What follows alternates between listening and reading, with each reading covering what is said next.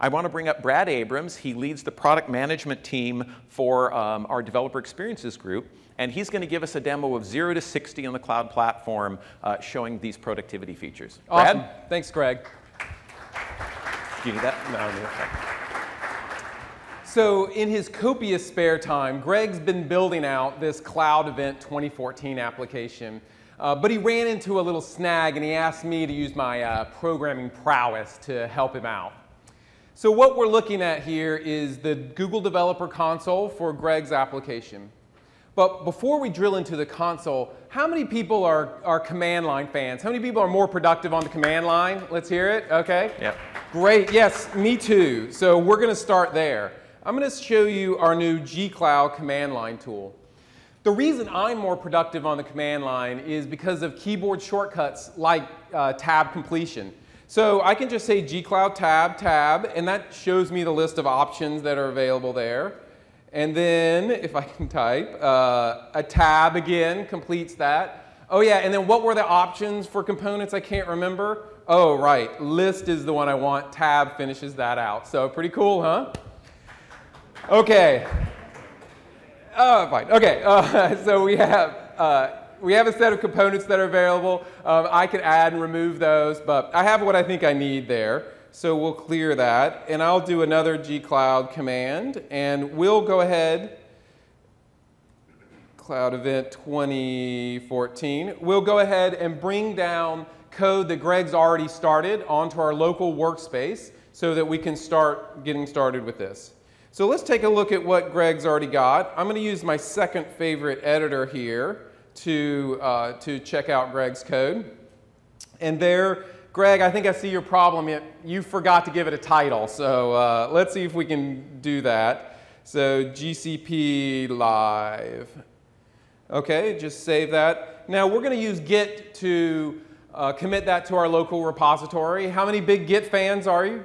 Use Git? Yes? Awesome. So I'll do a Git commit, and I'll say add a title or whatever. Or a tidy. And then I'm going to go ahead and do a Git push. So when I did the gcloud init, I initialized my local workspace with a remote repository that's hosted for us in the Google Cloud. And now I've gone and pushed that up. So if we switch over here to the console, you'll see when I refresh this that our new source code viewer in the console has that change that we looked at. There it is, GCP Live. And now if I switch over to releases, we see this is the Git URL that we offer as part of every Developer Console project. You get a free private Git repository that's accessible to all the members of your development team on this project. Now that's really cool, and a lot of people do use Git, but a lot of people also use GitHub, whether it's for public open source projects or even for private repos. So is there support for that too? Absolutely, Greg. At Google, we are big fans of GitHub. And so we've gone ahead and added a Connect to GitHub button. So all the features I'm going to show you work great if you're using a GitHub repository or one of ours. So regardless of which you use, as a post-commit action, you have your choice as to what happens. We can do a build, run a set of unit tests before we deploy that into production. In this case, we've set it to build with Maven, run unit tests, and then deploy to our cloud platform.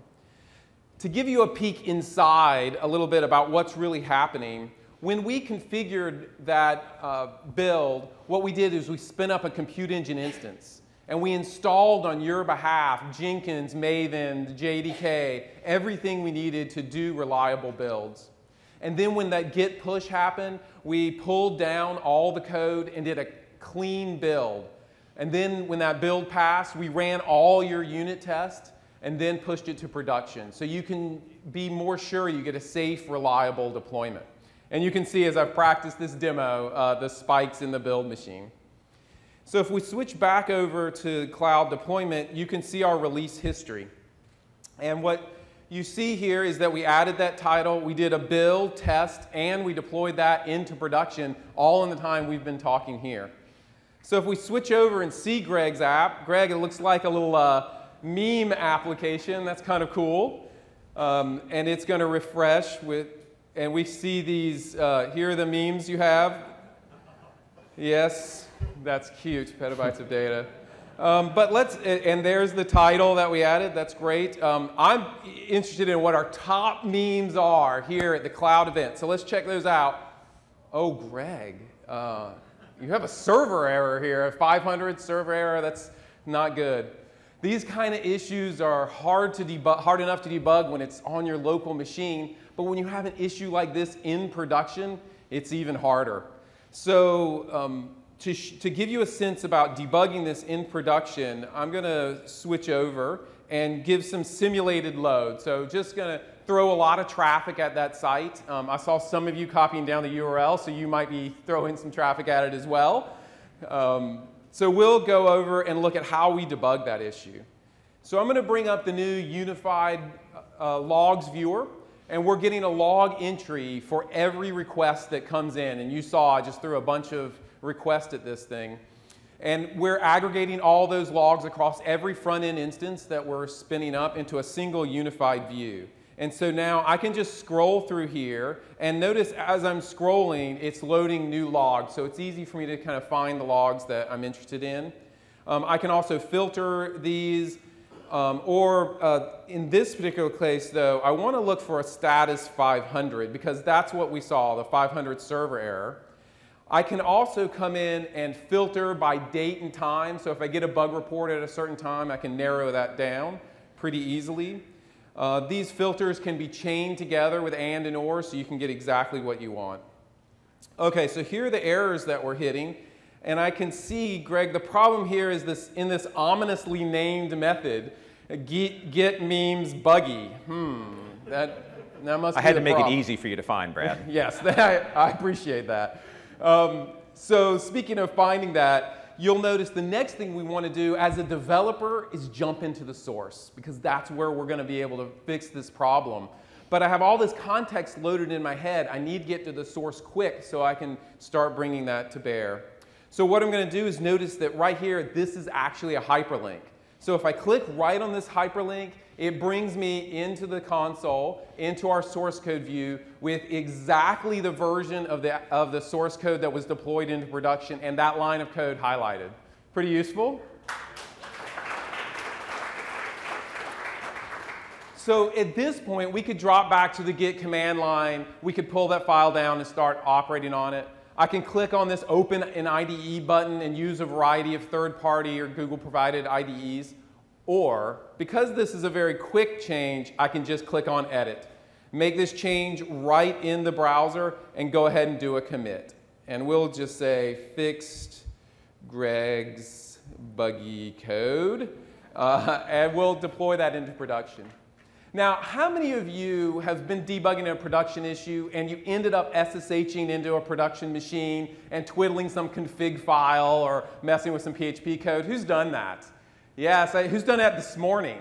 Okay, a couple of you. Okay, and that's maybe not the best idea, and that is not what we're doing here. We're actually committing this change back to the production Git repository. That change is attributed to me. It's repeatable. All future deployments will have that code as well. And we're running that full release pipeline. We're building the code on a clean machine.